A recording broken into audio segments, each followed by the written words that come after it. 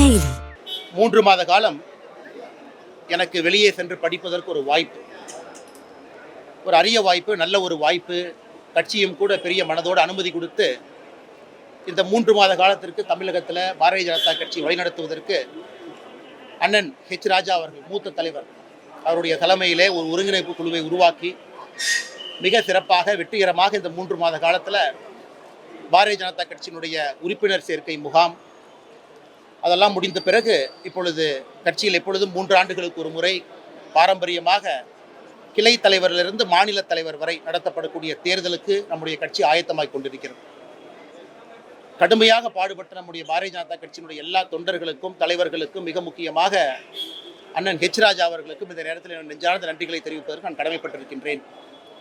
அதே நேரத்தில் நம்முடைய பத்திரிகை நண்பர்கள் எல்லோரும் கூட மிக பொறுமையாக நேற்று இன்று புயல் காரணமாக விமானம் தாமதமாக இன்னைக்கு வந்திருக்குங்க, நேற்று வர வேண்டியது, மிக பொறுமையாக பத்திரிகை நண்பர்களும் காத்து கொண்டிருக்கின்றீர்கள். உங்களுக்கும் என்னுடைய மகிழ்ச்சியும் வாழ்த்துக்களையும் தெரிவித்துக் கொள்கின்றேன்.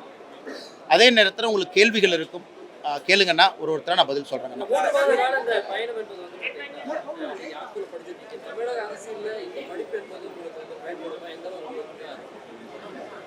ஆனால் குறிப்பாக இந்த படிப்பு வந்து ஷெவ்னிங் குருக்குல் ஃபெலோஷிப் அப்படிங்கிற ஒரு படிப்புங்கன்னா ஆக்ஸ்ஃபோர்ட் பல்கலைக்கழகத்தினுடைய பாலிட்டிக்ஸ் அண்ட் இன்டர்நேஷ்னல் ரிலேஷன்ஸ் அந்த டிபார்ட்மெண்ட் நடத்தக்கூடிய இந்த ஃபெலோஷிப் ஒரு நல்ல மனிதனாக, குறிப்பாக உலகம் முழுவதும் எப்படி அரசியல் சூழல் மாறிக்கொண்டிருக்கிறது, அதில் இந்தியாவிற்கு தாக்கம் எப்படி இருக்கும், அதுவும் ஆக்ஸ்ஃபோர்ட் பல்கலைக்கழகம் உங்களுக்கு தெரியுங்கன்னா நீ உலகத்தில் மிக பழமையான பல்கலைக்கழகம். நம்முடைய நலந்தா ஹரப்பா இன்னைக்கு இல்லை, ஒரு எக்ஸிஸ்டிங் யூனிவர்சிட்டி பார்த்தீங்கன்னா ஆக்ஸ்ஃபோர்ட் இஸ் 1000 years old, 1000 ஆண்டுகள் பழமை வாய்ந்தது.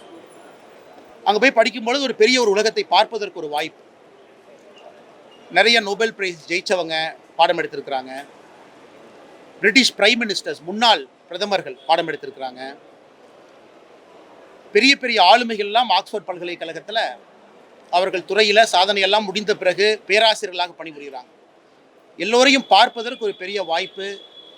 அதே நேரத்தில் குறிப்பாக நம்முடைய இந்தியாவின் மீது எந்த அளவுக்கு மேற்கத்திய நாடுகள், அது யுனைடெட் கிங்டமாக இருக்கட்டும், அமெரிக்காவாக இருக்கட்டும், வளர்ந்த நாடுகளாக இருக்கட்டும், எந்த அளவுக்கு இந்தியாவின் மீது ஒரு பெரிய ஒரு மரியாதை வைத்திருக்கின்றார்கள் என்பதையும் கண்கூடாக பார்க்க முடிந்தது.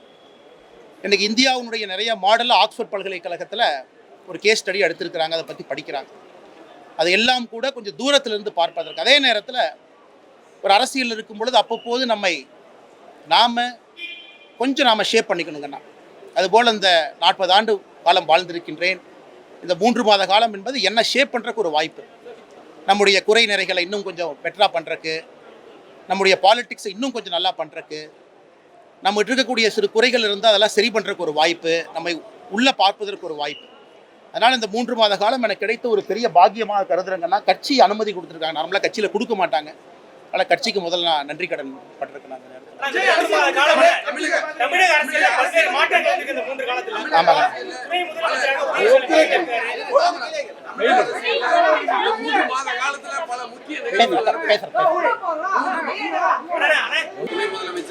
உதயநிதி ஸ்டாலின் பொறுப்பேற்றிருக்கார். விஜய் புதிய அரசியல் கட்சியை தொடங்கியிருக்கார். பாஜக உள்ளிட்ட பல அரசியல் கட்சிகளை விமர்சனம் பண்ணியிருக்கார். உங்களோட பார்வை? ஆனால் அந்த 3 மாத காலம் வந்து தமிழக அரசியல் நிறைய மாற்றங்கள் ஏற்பட்டிருக்கிறது, உண்மைதான். ஒரு பெரிய நடிகர் தன்னுடைய உச்சத்தில் இருக்கக்கூடிய இடத்திலிருந்து அரசியலுக்குள்ள கால் பதிக்க வேண்டும் என்று நடிகர் விஜய் அவங்க வந்திருக்கிறாங்க. அப்பொழுதும் சொன்னேன், இன்னைக்கு சொல்கிறேன், அவர்களை வரவேற்கின்றோம். காரணம், அவர் வந்திருக்கக்கூடிய ஒரு நோக்கம் மக்களுக்கு நல்லது செய்யணும்னு நினைக்கிறாங்க. அதே நேரத்தில் நிறைய விஷயங்கள் எடுத்து பேசியிருக்கிறாங்க. வருகின்ற காலத்தில் எப்பொழுதெல்லாம் அதை பற்றி பேச முடியுமோ பேச வேண்டுமோ நாங்கள் பேசுகிறோங்கண்ணா. அந்த முதல் மாநாட்டில் நிறைய விஷயங்களை வச்சிருக்கிறாங்க. அதுக்கு பாரதிய ஜனதா கட்சியினுடைய தலைவர்கள் எல்லோரும் கூட எதற்கெல்லாம் பதில் சொல்ல வேண்டுமோ பதில் சொல்லியிருக்கிறாங்க.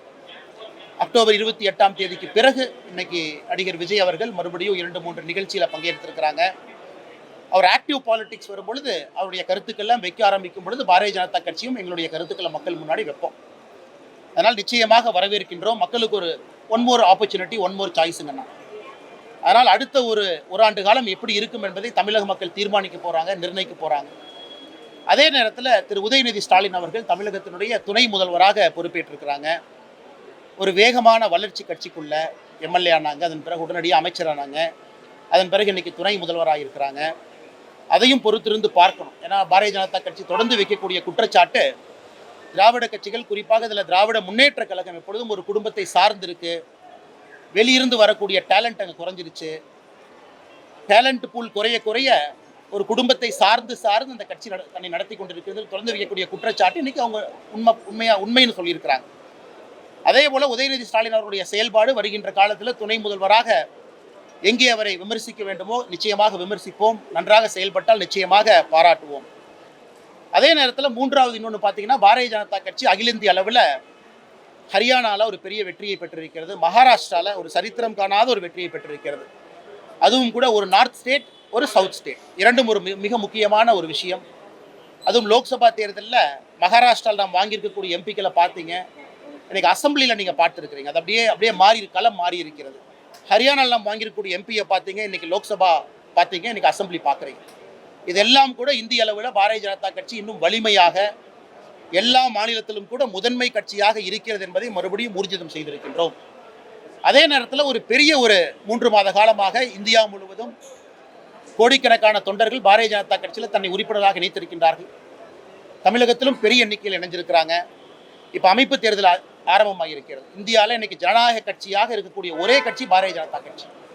உறுப்பினர்கள் இணைந்த பிறகு ஒரு கட்டத்திலும் தேர்தல் நடத்தி கிளை தலைவரிலிருந்து மாநில தலைவர் வரை தொண்டர்களால் தேர்ந்தெடுக்கப்பட்டு அதன் பிறகு தேசிய தலைவர் தேர்ந்தெடுக்கப்படுறாங்க. இதெல்லாம் பாரதிய ஜனதா கட்சி எல்லா அரசியல் கட்சிகளுக்கு முன்பு ஒரு பாடத்தை சொல்லியிருக்கின்றோம், சொல்லிக் கொண்டிருக்கின்றோம். ஒரு உண்மையான ஜனநாயக கட்சி. இதெல்லாம் அந்த 3 மாத காலத்தில் மக்கள் முன்னாடி இருக்குங்கண்ணா. நான் ஏற்கனவே சொன்னது போனோன்னா, அரசியலில் வெளியே யார் என்ன நினைக்கிறாங்க, எப்படி வர்றாங்க, என்ன பேசுகிறாங்க, அது உங்கள் கண்ட்ரோல் இல்லைங்கண்ணா.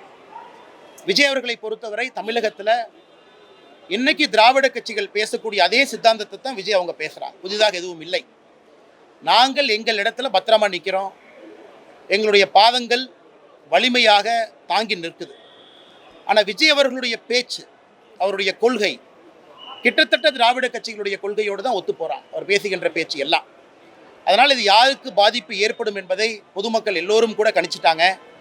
எங்களை பொறுத்தவரை ஒரு புதியாக வரக்கூடிய நபர்களை பார்த்து எப்பொழுதும் பாரதிய ஜனதா கட்சி பயப்பட போவது கிடையாது. காரணம், வரவேற்கும் பொழுது ஒரு புதிய வாய்ப்பு எல்லோருக்கும் கிடைக்கும் என்று நம்புகின்றோம். நான் ஏற்கனவே சொன்னது போல் ஒரு பெரிய ஆக்டருங்கண்ணா. குறிப்பாக பெண்கள், குழந்தைகள், வயதானவர்கள் வரைக்கும் எல்லார் இல்லத்திலையும் நடிகர் விஜய் அவர்கள் பெரிய இடத்தை பிடிச்சிருக்கிறாங்க. அதை நான் மறுக்க முடியாது. இந்திய அளவில் ஒரு படத்துக்கு அதிகமான வசூல் பெறக்கூடிய நடிகராகவும் விஜய் அவங்க இருக்கிறாங்க. அதுவும் உண்மைதான், அதுவும் நம்ம பொய்ன்னு சொல்ல முடியாது. மூன்றாவது, படிப்படியாக 25 ஆண்டு காலமாக தன்னை வளர்த்தி கொண்டு வந்திருக்கின்றார்கள். அதுவும் உண்மைதான். ஆனால் அரசியல் களம் வேறுங்கண்ணா, தினம் இருக்கணும். அக்டோபர் 28க்கு பிறகு விஜய் அவர்கள் எத்தனை முறை வெளியே வந்திருக்கிறாங்க நீங்களே சொல்லுங்கண்ணா. அரசியல் 365 நாட்கள் இருக்கணும், கீழே இருக்கணும். வெற்றி தோல்வி சாதாரணமாக வந்து கொண்டே இருக்கும். அதனால் இதற்கு விஜய் எப்படி தன்னை ரெடி பண்ணிக்கிட்டு இதில் ஜெயிப்பார் அப்படிங்கிறது அவருக்கு தாங்க நீங்கள் கேட்கணும். ஆனால் எங்களை பொறுத்தவரை எங்களுக்கு யாரின் மீதும் பயம் இல்லை. ஏன்னா இன்னைக்கு திராவிட கட்சிகள் 3ஆக பிரிந்திருப்பதாக நான் பார்க்கின்றேன். தமிழகத்தை பொறுத்தவரை திராவிட கட்சிகளுக்கு இருக்கக்கூடிய ஓட்டு என்பது 3ஆக இன்னைக்கு பிரிஞ்சிருக்கு. பாரதிய ஜனதா கட்சியினுடைய தேசிய வாக்கு என்பது இன்னைக்கு அதிகமாயிட்டு போகுது. அதனால் விஜய் அவர்களை நிச்சயமாக நாங்கள் வரவேற்கின்றோம். ஏன்னா புதியவர்களை நம்ம யாரும் தடுக்கக்கூடாதுங்கண்ணா. கொள்கை நிறைய விஷயங்கள் சொல்லுவாங்க, சில இடத்துல நிச்சயமாக பாரதிய ஜனதா கட்சி எதிர்த்து பேசுவாங்க. அது அரசியல் என்பது நடக்கத்தான் செய்யுங்கண்ணா. அப்பொழுது நாங்கள் காரணம் சொல்கிற இடத்துல நாங்கள் சொல்கிறோம். விஜய் அவர்களை கேள்வி கேட்கின்ற இடத்துல நாங்கள் கேள்விகள் கேட்போம். ஏன்னா இது இந்திய அரசியலில் இன்னைக்கு 2 கட்சிகள் தான் ஒரு வித்தியாசமான பாதையில் பயணிக்கிறாங்க. ஒன்று ஆம் ஆத்மி கட்சி, இன்னொன்று திராவிட முன்னேற்ற கழகம். அதாவது ஒரு குற்றச்சாட்டு ஊர்ஜிதமான பிறகு, அவங்களுடைய bail petition multiple time reject ஆன பிறகு, அவங்க இன்னைக்கு வெளியே வந்திருப்பது கிட்டத்தட்ட சார்ஜ் ஷீட் போட்டாங்க, அதற்கு மேலே என்கொயரி பண்ணுறதுக்கு ஒன்றும் இல்லை என்பதற்காக நீதிமன்றம் பெயில் கொடுத்துருக்குறாங்க. ஆனால் ஒரு நிரபராதியை கொண்டாடுவது போல நம்முடைய முதலமைச்சர் மு க ஸ்டாலின் அவர்கள் செந்தில் பாலாஜி அவர்களை கொண்டாடிட்டு இருக்கிறாங்க. இது ஆச்சரியம். இதே தான் ஆம் ஆத்மி கட்சியில் நடக்குது. இன்னைக்கு ஆம் ஆத்மி கட்சியினோட நிலைமையை நினைச்சு பாருங்க. அதனால் இது புதிது கிடையாது. ஊழலோடு மலிந்திருக்கக்கூடிய திராவிட முன்னேற்ற கழகம் இன்னைக்கு பெயிலில் வெளியே வந்திருக்கக்கூடிய ஒரு மனிதரை ஒரு காந்தியவதியாக கொண்டாடுவது புதிது கிடையாது. தமிழகத்திற்கு மக்கள் பார்த்துக்கிட்டு இருக்காங்கன்னா, மக்கள் இதை நல்லா உன்னிப்பாக பார்க்குறாங்க. கிட்டத்தட்ட இந்த புதிய அமைச்சர்களுடைய இந்த பதவியேற்பு என்பது அவர்களுக்காகவே நிறுத்தி வைக்கப்பட்டதை போல முதலமைச்சர் எத்தனை நாளாக காத்துக்கிட்டு இருந்தார். அதனால் இதை பற்றி நான் அதிகமாக பேசுவதை விட தமிழக மக்கள் அதெல்லாம் பார்க்குறாங்க. வருகின்ற காலத்தில் அவங்க பதிலடி கொடுப்பாங்க.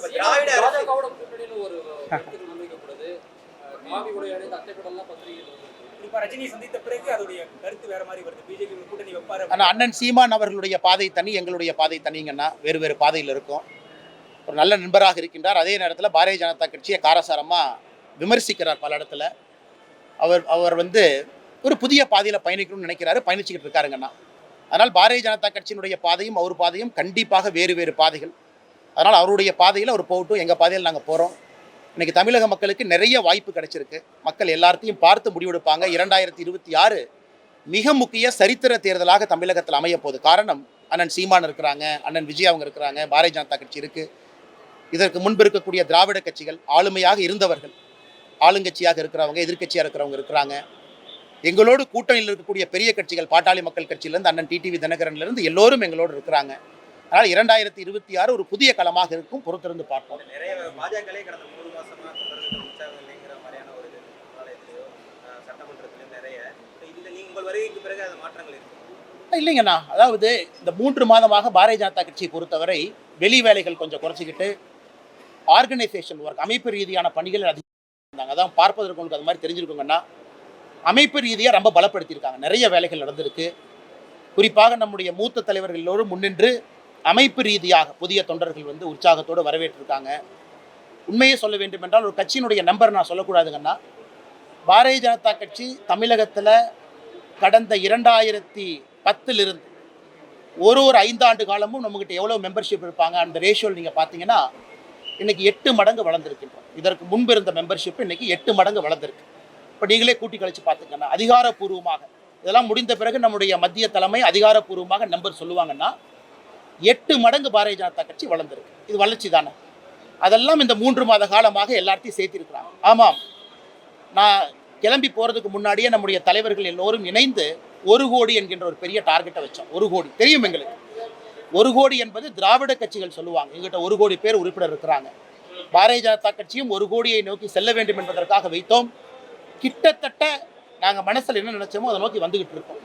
அதனால் அதிகாரப்பூர்வமாக இந்த பணிகள்லாம் நடந்து முடிந்த பிறகு உங்களுக்கு அதிகாரப்பூர்வமான எண்ணிக்கையை நான் கொடுக்குறோம். ஏன்னா பாரதிய ஜனதா கட்சி மற்ற கட்சி மாதிரி வெறும் நம்பரை மட்டும் சொல்கிற கட்சி இல்லைங்கண்ணா. ப்ராப்பராக ஆர்கனைஸ்டாக ஒரு மாவட்டத்திற்கு எவ்வளோ பேர், மிஸ்டு எவ்வளோ பேர் வந்தாங்க, எத்தனை பேர் வெரிஃபைன்னு சொல்லுவோம். மிகப்பெரிய ஒரு அசுர வளர்ச்சியை பாரதிய ஜனதா கட்சி தமிழகத்தில் பார்த்துருக்கு. நம்முடைய தலைவர்களுடைய உழைப்பு. அதனால் நிறைய அமைப்பு வேலைகள் நடந்திருக்கு. பெரிய ஒரு மகிழ்ச்சி, மிகுந்த சந்தோஷம். அண்ணா, இது ஒரு ரொம்ப ஒரு துக்ககரமான விஷயங்கன்னா, இன்னைக்கு புயலினுடைய பாதையில் சென்னை தொடர்ந்து வர ஆரம்பித்திருக்கிறது. ஒன்று குளோபல் வார்மிங், நிறைய உற்பத்தி ஆகக்கூடிய புயல் இன்னைக்கு சென்னை டெல்டா பகுதி, இந்த பகுதியிலிருந்து கடந்து ஆந்திராக்குள்ளே போயிட்டு இருக்கு. இது தொடர்ச்சியாக ஆண்டுக்கு 2 முறை பார்க்க ஆரம்பிக்கின்றோம். இதே இன்னொரு பக்கம் பார்த்தீங்கன்னா, நம்முடைய தட்பவெப்ப நிலை ரொம்ப அதிகமாக இருக்கு. அதனால் முதலமைச்சர் அவர்கள் மிக முக்கியமாக செய்ய வேண்டியது, இன்னைக்கு சென்னையினுடைய தன்மை மாறிவிட்டது. நான் இந்த நேரத்தில் அரசியல் பேசுவதை விட ஒரு ஆக்கப்பூர்வமான ஒரு விஷயத்தை பாரதிய ஜனதா கட்சியாக சொல்ல வேண்டும் என்று நினைக்கின்றேன். முதலமைச்சர் அவர்கள் உடனடியாக இந்த குளோபல் வார்மிங், இதன் மூலமாக தமிழகத்தில் நிறைய பகுதிகள் இன்னைக்கு டிசாஸ்டர் ப்ரோன் ஏரியாவாக மாற ஆரம்பிச்சிருக்கு. டெல்டா பகுதி இன்னைக்கும் பார்த்தீங்கன்னா ஆயிரக்கணக்கான ஏக்கர் நிலத்தில் வெள்ள பாதிப்பு, பயிர் சேதம். சென்னையை பொறுத்தவரை மின்சாரம் தாக்கி இறந்துருக்கிறாங்க, வீடுகள் சேதமடைஞ்சிருக்கு. 2-3 நாட்கள் நம்முடைய இயல்பு வாழ்க்கை பாதிக்கப்பட்டிருக்கு. ஒரு நாள் நீங்கள் ஏர்போர்ட்டை க்ளோஸ் பண்ணிங்கன்னா எவ்வளோ ப்ரொடக்டிவிட்டி லாஸ் பாருங்கள். ஒரு நாள் நீங்கள் ரயில்வே ஸ்டேஷன் எடுத்தனா எவ்வளோ ப்ரொடக்டிவிட்டி லாஸ் பாருங்கள். மக்கள் வேலை செய்யணும், அவ்வளோ லாஸுங்க. இதனாலேயே தமிழகத்திற்கு வரக்கூடிய நிறைய எஃப்டிஐ ஹைதராபாத்தை நோக்கி போகுது. அங்கே புயல் தாக்குதல் இல்லை, எதுவுமே இல்லை அப்படின்னு. அதனால் முதலமைச்சர் அவர்கள் உடனடியாக ஒரு உயர்மட்ட சயின்டிஃபிக் குழு அதை போட்டுங்கன்னா ப்ரிப்பரேஷன் ஆரம்பிக்கும். அடுத்தது போல் நடக்கும், அதை தடுக்க முடியாதுங்கன்னா. அதற்கு சென்னை தன்னை எப்படி தயார்படுத்தி கொள்ள வேண்டும் என்பது இன்னைக்கு காலத்தினுடைய கட்டாயம். இதை முதலமைச்சர் செய்யணும். அதனால தான் கடந்த முறை புயல் வந்த பொழுது நம்முடைய பிரதமர் அவர்கள் 550 கோடி ரூபாய் பேசின் ரிசர்வ் மேனேஜ்மெண்ட்டுக்கு ஒதுக்குனாங்க. இதெல்லாம் ஆக்கப்பூர்வமான ஒரு விஷயங்கண்ணா. புயல் வந்த பிறகு வேலை செய்வது வேறு. இன்னைக்கு சென்னை தன்னுடைய பழைய தன்மையை இழந்து புயல் பாதையிலே மாட்டக்கூடிய ஒரு பெரிய ஒரு நகரமாக மாறி இருக்கின்றோம். இதை முதலமைச்சர் அவர்கள் கண்காணிப்பாங்க, பார்ப்பாங்கன்னு நாங்கள் நம்புகிறோம்.